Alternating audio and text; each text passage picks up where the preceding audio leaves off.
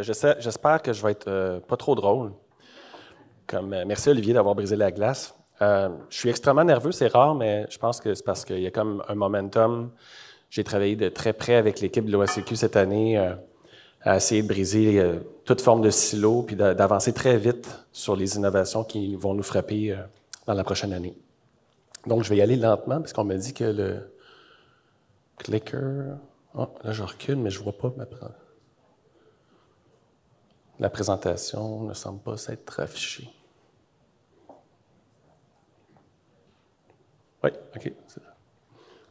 Excusez-moi, je suis trop vite pour les slides. Donc, je viens d'un milieu... Moi, je viens du cinéma. Je suis un artiste à la base et je me suis intéressé beaucoup à l'éducation, aux jeux vidéo, au storytelling. C'est un peu comme un pur hasard quand j'ai rencontré Nadine à la conférence de l'OACQ l'année passée avec Joanne Beauvais qui m'ont dit « Il y a vraiment une place pour un gars comme toi parce qu'on cherche à innover. » Puis real estate, art de la rue, installation artistique, je ne voyais pas le lien. Mais plus j'ai travaillé avec eux, plus je me suis rendu compte à quel point ils étaient prêts à mettre en pratique mes idées, que tous les autres domaines considéraient comme poétiques ou folles. C'est quelqu'un en real estate qui m'a dit genre « We're ready ». Donc aujourd'hui, on va regarder ensemble des tendances assez fortes, voire lourdes, qui vont façonner votre marché. On va regarder qu'est-ce qui va être apporté dans la prochaine année au niveau de l'intelligence artificielle, l'automatisation puis les plateformes de développement low-code. On va regarder aussi qu'est-ce qui va changer dans notre rapport aux technologies avec l'arrivée de l'intelligence artificielle, le genre de comportement cognitif et physique que ça va apporter dans nos vies. Donc, en avril, quand j'ai commencé à préparer cette présentation-là, il y avait déjà 1000 applications par mois qui sortaient, bâties autour de l'intelligence artificielle. C'est 100 fois plus qu'avant l'intelligence artificielle, c'est-à-dire qu'environ 100 applications par mois sortaient, utilisant par exemple l'automatisation ou le low-code. Ça, c'était en avril. Juste ce mois-ci, il y en avait 3000 par mois qui sortaient. J'ai même plus le temps de faire de la veille. Il y a 12 % d'augmentation des maisons en 2019 à 2020 qui était un passage obligé du travail à distance. Donc, de plus en plus de monde ont commencé à utiliser des plateformes, de plus en plus de monde se sont habitués ou du moins pratiqués avec ça.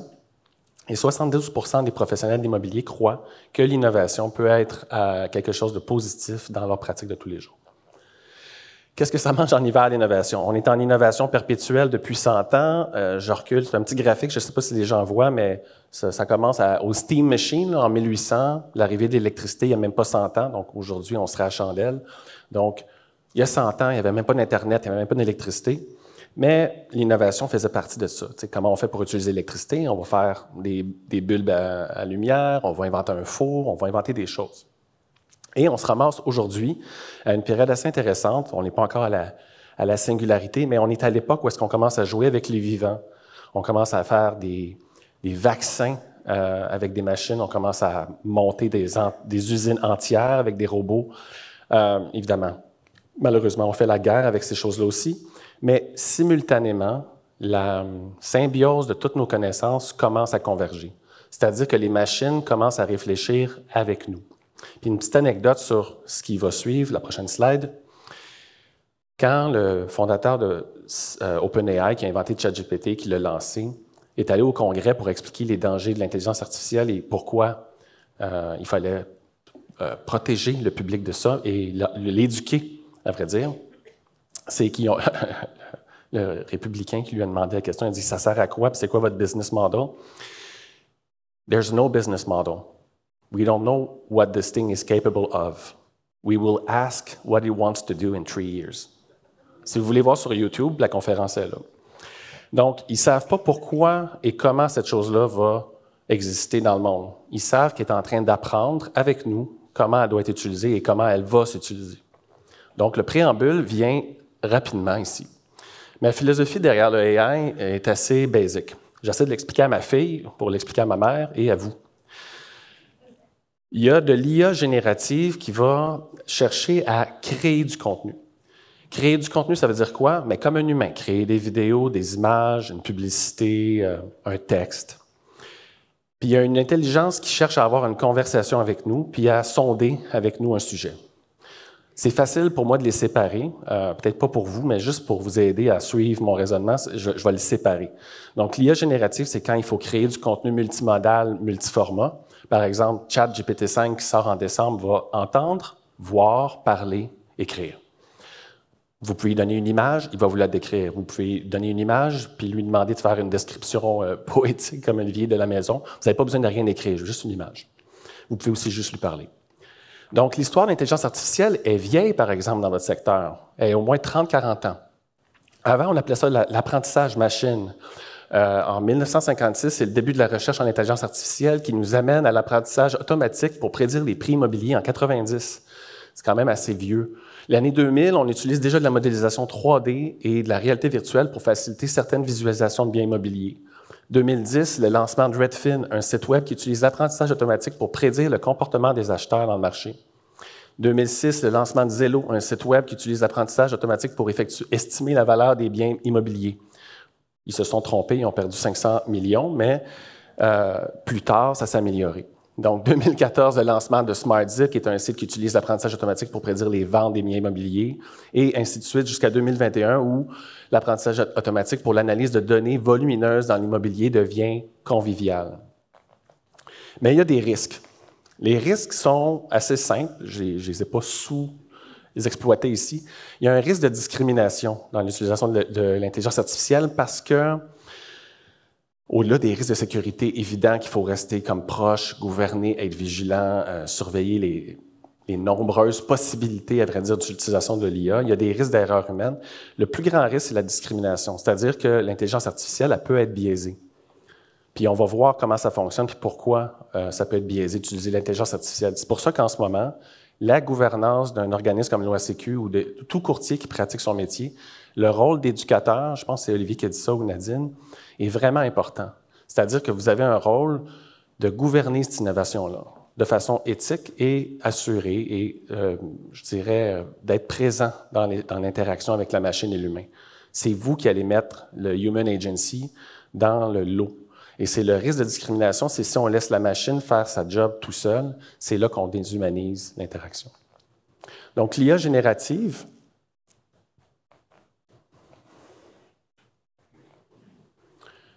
créativité, productivité, hallucination, dans cet ordre-là. Un peu comme Olivier vous a montré, on peut générer des images avec une ligne de texte, on peut générer des vidéos avec une ligne de texte, mais l'aperçu rapide, c'est que c'est une technique qui va générer, comme un humain, à partir de beaucoup d'apprentissage, une image à partir d'un texte. Je ne vous nommerai pas tous les outils, mais ceux qui sont intéressés, je pourrais vous faire une liste après. Les avantages, c'est que ça peut accélérer la création de concepts publicitaires, des concepts aussi d'annonces. Ça peut être aussi des présentations PowerPoint. L'idée ici, c'est d'éliminer les tâches répétitives liées à la création de contenu, quel qu'il soit. Dans des exemples, on a Photoshop, que vous connaissez tous. Donc, ça s'appelle Adobe Firefly, c'est la version AI de Photoshop. Donc, vous pouvez donner une photo tout croche, comme Olivier nous a montré, et lui dire « correct it ». Vous pouvez rajouter un sapin dans votre salon, un éléphant, peu importe. Il va faire avec la photo que vous lui donnez, il va vous créer une présentation réaliste de ce que l'environnement devrait ressembler. On a aussi Midjourney ou DALL-E. On a Gen2, qui est Runway, qui est déjà utilisé par les studios de jeux américains, qui peut générer de la vidéo à partir de votre voix ou de votre texte. Et on a, par exemple, Ada, qui est une agente, un assistant artistique pour les gens en marketing. Donc, j'ai besoin d'une campagne, j'ai 3000 $, puis je suis tanné de travailler avec des designers. L'autre sujet, qui est le conversationnel, c'est le Large Language Model. Qu'est-ce que ça mange en hiver? Moi, j'utilise un gros mot, là, conscience ontologique. La machine, elle n'a aucune conscience du monde dans lequel elle est. On lui a donné des trilliards de gigabits de contenu, tous les livres écrits sur la planète jusqu'en 2021, puis on lui a dit « fais du sens avec ça ». On ne tombera pas dans comment un réseau neuronal fonctionne aujourd'hui. L'aperçu que je veux vous donner, c'est juste que ça comprend le texte comme un humain, au niveau sémantique. Donc, on n'est pas dans la tête, on n'est pas dans les neurones, on est vraiment un texte qui est lu, appris mot à mot, décortiqué et réanalysé par la science d'un réseau neuronal, donc milliards de connexions entre chaque mot, qui vous permet de parler avec. de n'importe quel sujet que vous lui avez donné comme cadre. Qu'est-ce que ça veut dire un cadre? C'est comme une conversation avec un humain. Je m'appelle Jonathan, je suis un artiste. Aujourd'hui, ma tâche, c'est de vous expliquer comment l'intelligence artificielle va changer vos vies. Je vais vous donner quelques tâches que j'aimerais faire avec vous. Je vais vous donner un but aussi. Je veux que vous soyez confiants après ma conférence que tout ça va fonctionner. Puis j'aimerais que tu exportes tout ce qu'on vient de discuter dans une belle table Excel, puis envoie ça par courriel. L'idée d'une conversation avec un engin artificiel, c'est qu'on peut lui donner du contexte. Vous pouvez aussi dire « Je suis un courtier. Je suis en train de vouloir convaincre mon client d'acheter une maison. Je dois faire ceci. Qu'est-ce que tu me recommanderais comme étape? J'aimerais avoir ça dans un format PDF ou sur une page web ou dans un formulaire. » Donc, vous pouvez décrire l'intention, le contexte. Et plus la réponse est construite, plus votre question, à vrai dire, vous la raffinez, plus cette conversation-là avec l'intelligence artificielle va augmenter. Ce que ça veut dire, c'est que quand on va arriver dans les autres sujets que vous allez voir par la suite, donc la décentralisation ou l'automatisation ou le low-code, qui sont des plateformes qui existent depuis 20 ans, toutes les personnes qui ne connaissent rien à l'informatique, tous les développeurs, puis je m'inclus là-dedans, les gens qui ne savent pas programmer, cette ère est finie. C'est-à-dire que vous pouvez poser la question à ChatGPT. J'ai besoin de connecter mon Gmail avec mon Excel, puis moi, t'as dit, je veux juste envoyer 200 emails quand le contrat est signé. Puis je suis tanné de passer 2 heures par semaine à faire ça. Tu poses la question à ChatGPT, il te fait une recette, puis il t'enseigne comment faire ce que tu viens de demander avec des outils qui existent. Donc, rapidement, je vais revenir sur ce sujet-là, puis je fais des sauts quantiques avec vous, inquiétez-vous pas, c'est mon cerveau. Est-ce que ça va bien jusqu'à maintenant? Je ne vais pas trop vite? OK. Décentralisation, j'ai juste voulu couvrir rapidement l'idée que c'est un courant profond dans le domaine sur la transaction financière. J'en parlerai pas beaucoup aujourd'hui, mais c'est juste vous montrer que le AI va accélérer ce mouvement-là qui est déjà très de fond pour les gens qui sont dans le contractuel. Donc, transactions plus transparentes, des enregistrements immuables, des contrats qui s'auto-exécutent.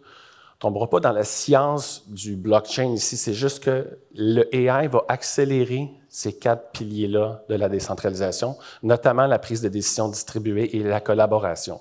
On va revenir là-dessus.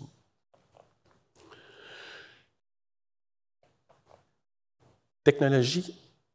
Ouais, c'est ça. Technologie assistive ou agentive, qu'est-ce que ça veut dire? Quand on crée une technologie en anglais assistive, c'est que je vais faire un chatbot qui n'est pas intelligent et je le donne à mon agent. L'agent doit être impliqué pour que ça fonctionne. Il y a un humain qui doit dire « j'ai une idée, je vais faire une action avec cette application ». Une application assistive dans le sens agentive va plutôt poser la question à l'usager. Il va dire « j'ai remarqué ton horaire, tu as l'air un peu booké, tu veux que je te débook un meeting puis que je te book avec une autre personne ». Il va intervenir dans la vie de l'usager. Il va intervenir de façon intrusive jusqu'au point où l'usager est intéressé à avoir un robot qui rentre dans sa vie. Un exemple de ça plus concret, pour que les gens voient visuellement, là, on est dans un monde manuel en ce moment. Combien de monde ici élimine leur courriel à la main? Moi, j'en fais partie encore. Je n'ai pas encore osé mettre un assistant pour gérer ma boîte courriel, mais il existe. Assistif, comme vous voyez, c'est juste avant agentif, c'est-à-dire qu'il y a tout le temps un humain qui est nécessaire. Puis on arrive dans une ère, dans un moment, cette année, où les agents autonomes vont rentrer dans nos vies. Ça ne veut pas dire qu'il faut les utiliser, mais ils vont commencer à s'appliquer dans différents domaines, puis on va pouvoir observer l'impact sur nos sociétés. Puis ce que ça veut dire, ça, c'est qu'avant, on avait des tâches strictement répétitives ménielles qui nous enlevaient de 2 à 10 heures, selon le MIT, par semaine dans nos vies. Donc, ce 10 heures-là de temps cognitif inutile, on va se dire, va devenir applicable à d'autres choses. Idéalement, des meilleures relations, peut-être plus de calme, peut-être émotionnellement plus balancé, mais peu importe, peut-être plus de ventes. Mais l'idée, c'est que les nouvelles technologies qui arrivent, c'est ils se mettent en place, ils regardent nos comportements et ils regardent comment on pense et commencent à intervenir dans nos vies, jusqu'à un degré de confort qu'on va leur donner. Un autre aspect important, c'est les plateformes d'automatisation. Les plateformes d'automatisation, y a-t-il des gens ici qui savent de quoi je parle si je dis plateforme d'automatisation? Je parle un langage chinois complet? Parfait, j'aime ça. OK. Une plateforme d'automatisation, c'est que vous utilisez tous les jours des logiciels comme Outlook, Excel. Je vais juste nommer des outils que je suis sûr, et tout le monde connaît Excel ici. Donc, Excel, ça veut dire quoi? C'est que quand on crée une recette avec un outil d'automatisation, c'est qu'on va lui dire, moi, j'utilise Excel tous les jours et je fais cette tâche-là. Et il me semble qu'il doit y avoir une façon que je pourrais envoyer un courriel à toute mon équipe dès que j'ai fini de mettre à jour tel fichier. Donc, c'est une façon de commencer à synthétiser votre méthode de travail, synthétiser vos pertes de temps, secrètes ou affirmées, puis dites-le pas à votre boss. Dans le sens que vous allez enlever du temps méniel, des tâches ménielles de votre vie en utilisant ça. C'est-à-dire que des logiciels comme If This Then That ou Zapier, juste en nommer deux autres, c'est des plateformes qui existent depuis 20 ans, qui ont connecté tous les outils qui existent, que vous utilisez tous les jours, sur le web. Ça, c'était il y a 20 ans. Le AI arrive. Qu'est-ce qui arrive? Ah, je connais rien, là, Jonathan, tu me montres une recette, ça a l'air compliqué. Fais juste demander à ChatGPT comment je connecte Outlook avec Excel pour faire telle chose. Il va vous donner la recette très compliquée qui est là, puis vous créez un petit robot qui va faire cette tâche-là pour vous. Ce que je vous invite à faire, c'est juste de vous intéresser à l'idée de « if this, then that ». Si mon logiciel fait ceci, alors fais cela. Juste cette petite recette-là va rentrer dans votre tête, vous allez faire un test dans votre vie, vous allez sauver 2 heures, vous allez vouloir en sauver deux autres. Moi, je me suis rendu à sauver 5 heures par semaine à gérer mes courriels avec ça, mais j'ai arrêté après. Parce que ça me fait peur, moi aussi. Mais il y a plusieurs services. Il y a 2500 services sur cette plateforme-là. Il y en a d'autres qui existent. Mais l'idée de l'automatisation est vraiment importante parce que le AI va accélérer l'accès à ces outils-là et surtout, plus besoin de développeurs. Donc, ces plateformes-là sont entièrement low-code. Le low-code. Qu'est-ce que ça mange en hiver? C'est des plateformes qui permettent à des gens non techniques de développer du code. Faire un site web, faire un formulaire, inventer un logiciel. Il y a même des plateformes qui existent pour faire des logiciels. Donc, des plateformes qui font un logiciel. Il y a des logiciels qui existent déjà, par exemple pour le real estate, genre « Customize it like you want ». Les exemples qu'on voit apparaître en ce moment dans ce domaine-là, on va avoir des catégories de low-code, juste pour vous donner un peu dans votre domaine, les chatbots. Donc, des chatbots, vous allez en voir quelques-uns qu'on a fait pour l'OACQ, un qui est particulièrement efficace.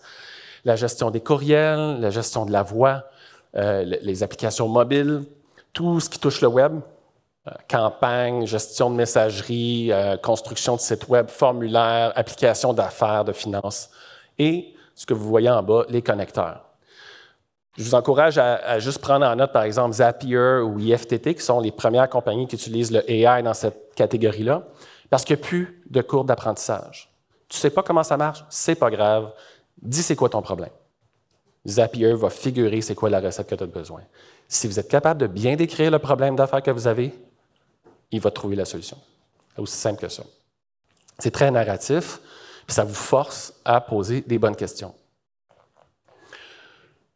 Encore plus loin, puis très proche de nous, le NERF, ou le champ de rayonnement neuronal, c'était juste pour plugger ce mot-là.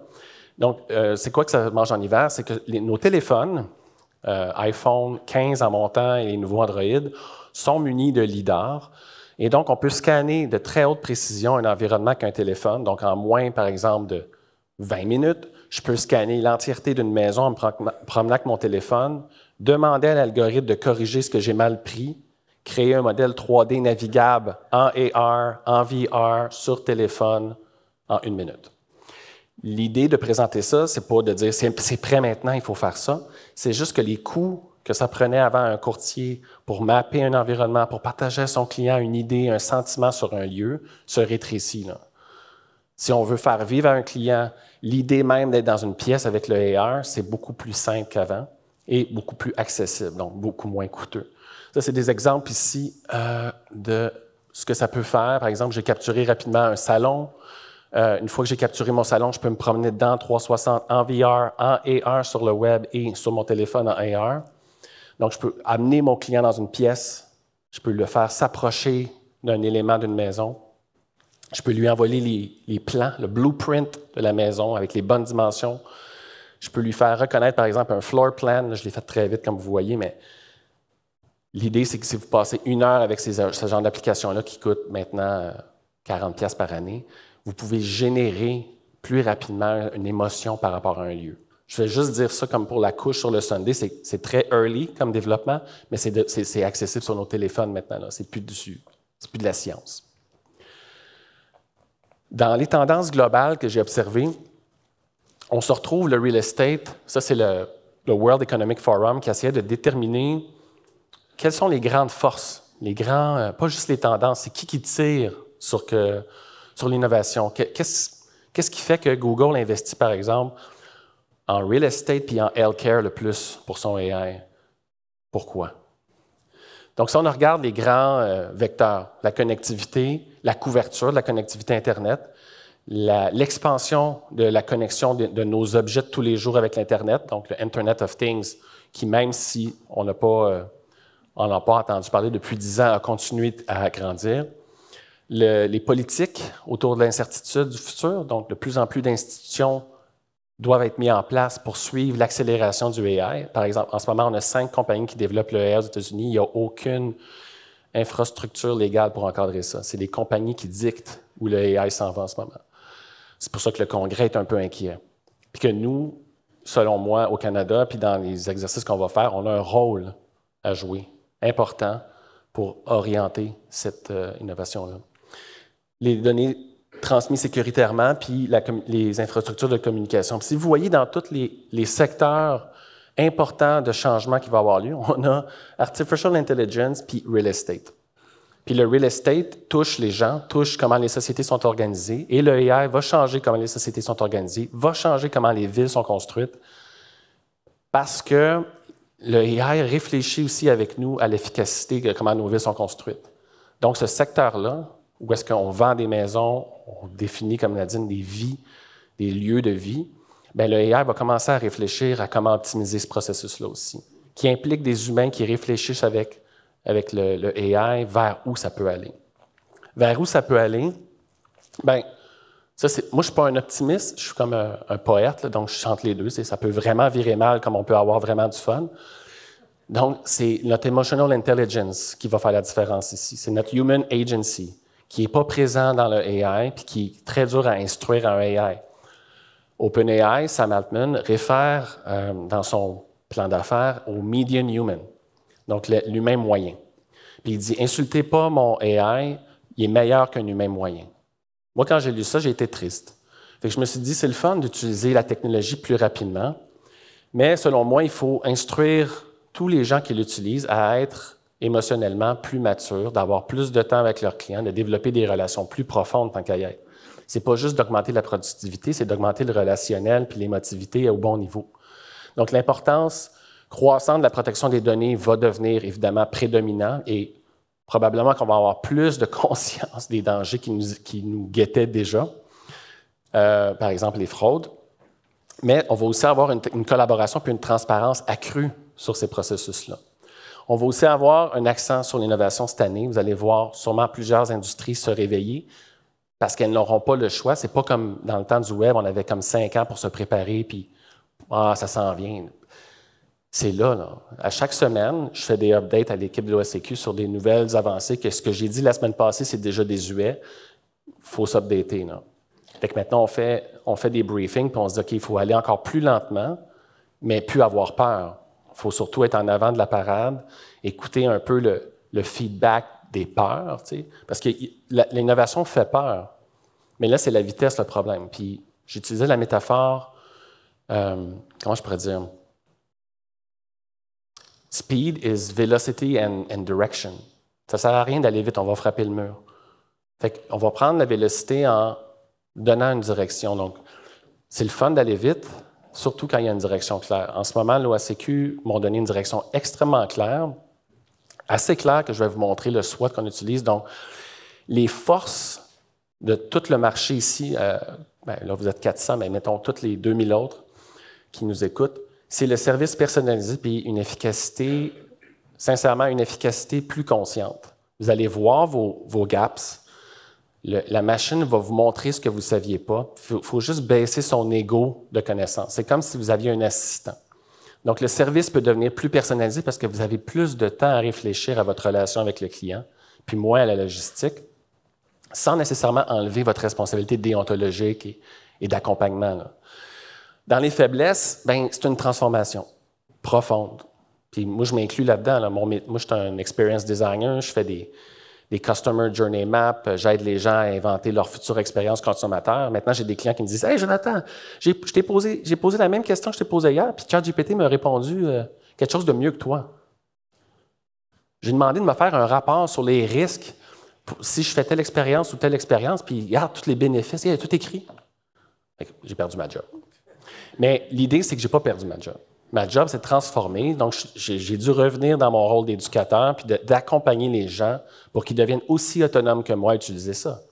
On devient tous, dans un sens, comment il s'appelait Noam Chomsky, on est tous à l'ère du unearned wisdom. On est tous beaucoup trop des enfants gâtés en ce moment.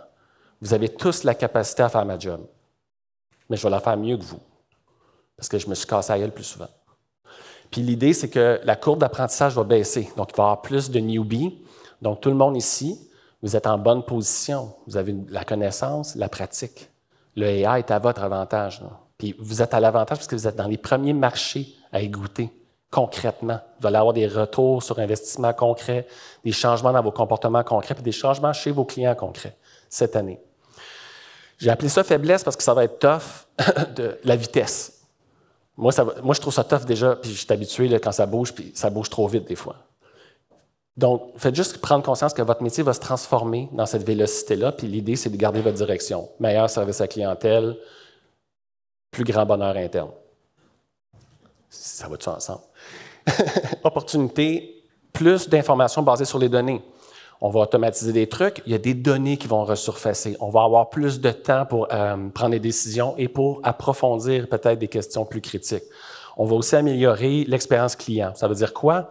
On va voir tous les points de contact avec un client, tous les points de contact à l'interne, toutes les tâches ménielles qui nous nuisent ou qui ralentissent une offre de service ou une forme d'écoute, puis on va les enlever.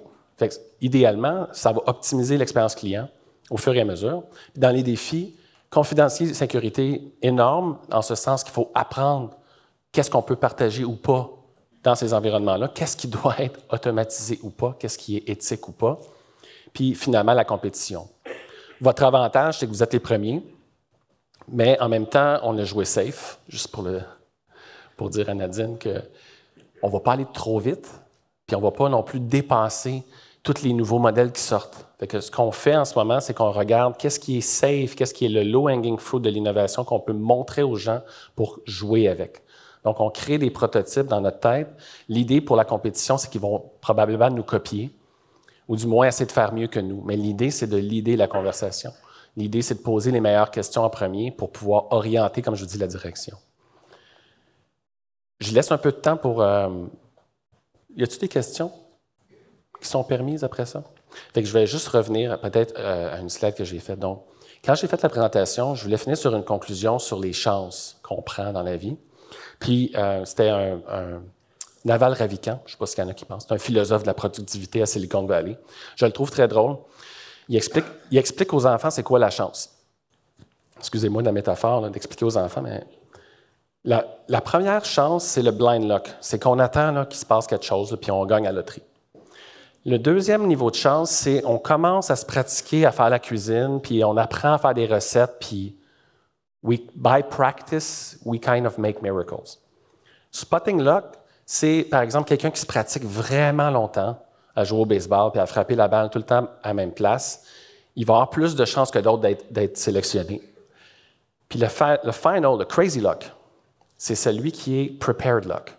C'est, par exemple, le plongeur qui va plonger de l'or. Il y en a juste un au monde qui va être appelé pour faire ça. C'est pas vraiment que tu te fais appeler et tu dis « Hey, je suis chanceux, ils m'ont appelé ». Non, you're the only one to do the job. Moi, ce que je vous souhaite, c'est que vous soyez dans les 2 derniers après cette année. Parce qu'en ce moment, la chance que le AI arrive dans nos vies, à vrai dire, c'est un risque aussi, là, mais la chance, c'est d'apprendre à poser des meilleures questions, sincèrement, vraiment des meilleures questions dans vos vies, autant personnelles que professionnelles. Ça peut vous amener même à vous questionner sur votre propre formation, genre vos blind spots. Puis plus vous allez connaître vos blind spots, plus vous allez avoir de confiance. Le but du AI, ce n'est pas de vous remplacer, c'est de renforcer vos forces, de les éclairer puis de les montrer au grand public. Je vais juste retourner sur une chose que j'ai passée rapidement tantôt. Donc, tantôt, je présentais ça très rapidement, mais l'idée, c'est que pensez à votre métier avec vos clients et pensez à ce que vos clients utilisent. Ce n'est pas juste de le prendre de votre point de vue. Pensez aussi à ce que le public en général va avoir accès comme outil. Donc, quand je parlais de compétition tantôt, c'est des gens qui sont déjà dans le domaine en train d'essayer de dire on va réinventer le marché immobilier, on va réinventer la transaction financière, on va réinventer le courtier. Vous pouvez faire cette job-là aussi, pas nécessairement assis dans votre salon, là, mais vous pouvez faire un grand impact en vous intéressant aux conversations qui vont avoir lieu autour de ça. Mon invitation, à vrai dire, aujourd'hui, c'est que je me suis rendu compte que souvent les gens pensent que ce n'est pas déjà arrivé. En ce moment, il y a des compétiteurs du marché immobilier, donc des gens qui veulent disrupter les marchés, qui disruptent la santé, qui disruptent le marketing. Les gens, par exemple, à Hollywood, en ce moment, qui sont dans les studios de jeu, qui font des effets spéciaux, ont le sentiment que dans 5 ans, leur métier, là, de faire des effets spéciaux, va être disparu. Fait qu'ils sont en train, pas de capoter, ils sont en train de définir qu'est-ce que ça va être le métier dans 5 ans d'un créateur d'effets spéciaux. Pensez à tous ces outils-là que vous utilisez tous les jours, puis imaginez-vous qu'il y a un AI ou un humain avec un AI qui est en train de réfléchir à comment simplifier ça. Si vous trouvez votre job compliqué, dites-vous qu'il y a quelqu'un d'autre qui le pense en ce moment avec un AI aussi. Ça, je pense que ça parle pour soi-même. Je vous invite juste à vraiment vous intéresser, à vrai dire, aux séquences des outils que vous utilisez, parce que ça va s'accélérer aussi. Une fois que vous allez avoir compris le concept, ça m'a pris un certain temps à même l'utiliser, même si ça semble évident. Une fois que tu le mets en place et que tu sauves 2 heures, 3 heures, 10 heures par semaine, je ne sais pas combien de temps ça vous prend faire une vente, mais mettons que vous sauveriez 10 heures, bien, ça représente quelque chose d'important, soit du temps pour soi-même ou pour plus de profit. Puis je veux juste finir sur celle-là. Je l'ai passé vite tantôt. La notion de technologie agentive ou assistive, c'est émotionnel. La relation avec la machine est émotionnelle. Puis Kevin Kelly, qui est un futuriste qui a fondé Wired, compare l'intelligence artificielle ou l'automatisation à une alien intelligence ou un animal intelligence. Fait qu'il dit, c'est pas important de trop comprendre si elle va penser comme nous. Elle pense déjà autrement. Tu sais, ces intelligences-là sont construites en ce moment pour essayer de raisonner. C'est un vœu pieux, on va se le dire, de remplacer la capacité à intuitionner. L'important ici, là, je ne suis pas en train de dire que l'intelligence artificielle est capable de faire de l'induction. Elle n'est pas capable de savoir la prochaine action qu'on doit faire. Elle peut juste déduire sur comment elle a été entraînée. Nous, on peut induire. Je peux vous dire, le futur, il est vraiment beau en ce moment. Peu importe les nouvelles que vous avez entendues dans le monde, le futur est beau. J'induis ça par émotion. La machine n'a pas d'émotion. C'est vous qui allez comme la nourrir. L'idée du agentive, c'est que plus ça va avancer, plus ces technologies-là vont commencer à se connecter à nous. Ce qu'ils appellent, on pourrait dire, la singularité. Puis moi, je ne vise pas la singularité, je vise l'humain. Je me fous si le AI devient autonome. Il faut absolument que la conscience humaine augmente et se renforcisse dans les prochaines années. Il y a des milliards de dollars qui sont mis sur l'intelligence artificielle, mais quand je regardais comment ça fonctionne à l'ACQ, c'est un travail humain, c'est un travail relationnel. Et il y a encore du travail à faire sur ces aspects-là, cognitifs, émotifs. Donc, je ne veux juste pas dire que ça remplace le travail émotionnel d'un humain, de rassurer un client. Ce n'est pas juste de la donnée, c'est aussi une forme de présence physique. Et rapidement, il me reste quelques temps ici.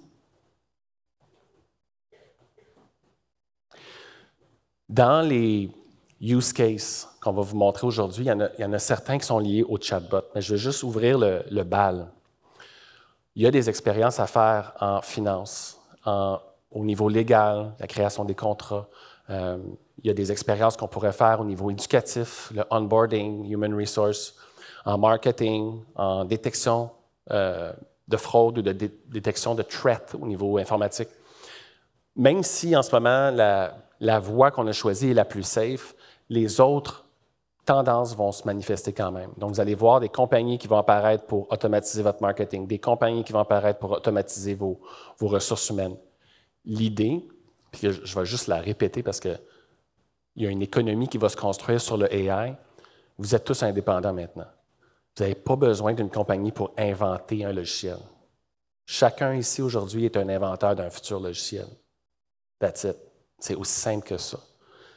Puis quand je dis qu'il faut gouverner puis l'encadrer, c'est que nous, avec Nadine puis toute son équipe, on a choisi un assistant qui allait respecter un cadre éthique, un cadre déontologique. On l'a vraiment entraîné pour rester centré sur sa mission et donc de ne pas le dériver comme je le voulais vers toutes les possibles. Mais l'idée, c'est que c'est possible.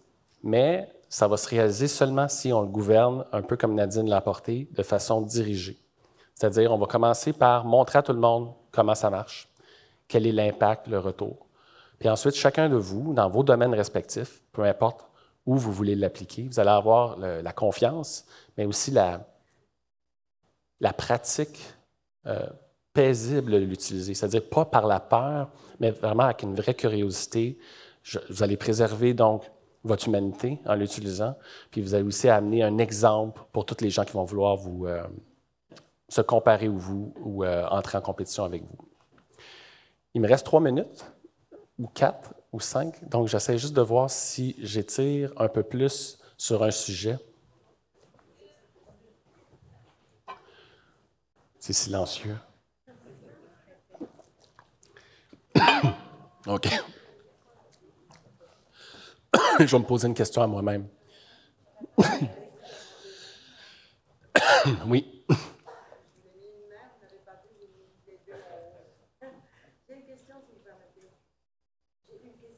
Oui. Dans 10 ans, dans 20 ans, c'est quoi l'avenir de l'intelligence artificielle? Est-ce qu'on va parvenir à projeter dans le futur de toucher l'intelligence émotionnelle?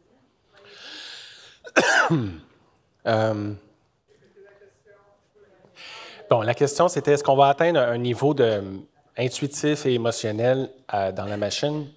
Je vais juste me référer au projet de OpenAI. Il y a 4 compagnies en ce moment qui ont les moyens. Ça coûte quand même 1 milliard par année rouler juste le serveur d'OpenAI. Je ne pense même pas qu'ils sont nécessairement rentables en ce moment là, à opérer ça, mais c'est très gros, hein, les serveurs que ça prend pour générer ça. Ça prend 5 de l'électricité mondiale, les 4 centres de Google, c'est 5 de l'électricité mondiale. Donc, je ne sais pas si ça va augmenter. Ça va être comme le blockchain. C'est l'Islande au complet, je pense. C'était l'électricité de l'Islande au complet. Oui, OpenAI sont intentionnellement dirigés vers ce qu'ils appellent l'intelligence générale, capable de raisonner et d'intuitionner où est-ce qu'un usager s'en va avec sa question. Donc, tu sais, c'est très rare que tu peux dire à OpenAI, tu lui dis je me sens triste aujourd'hui, qu'est-ce que je devrais faire? Mais triste comment? Genre, ta blonde te laisser? Tu sais, il n'y a pas d'agency. Il ne va pas commencer à plonger dans ma tête. Mais de plus en plus, les psychologues, les thérapeutes, les coachs vont arriver sur ce terrain-là.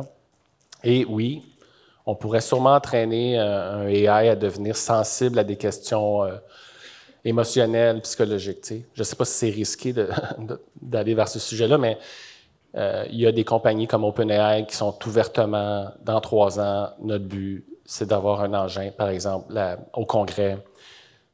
Leur intention, c'est d'avoir un moteur qui peut se programmer lui-même. Donc, une intelligence artificielle qui voit son code, puis qui peut se coder elle-même. Donc, le risque derrière ça, j'en parlerai pas aujourd'hui, mais émotionnellement, il pourrait y avoir quelqu'un qui entraîne un engin à devenir sensible à des questions émotives, puis paraître émotionnel. Ouais. Voilà. Merci.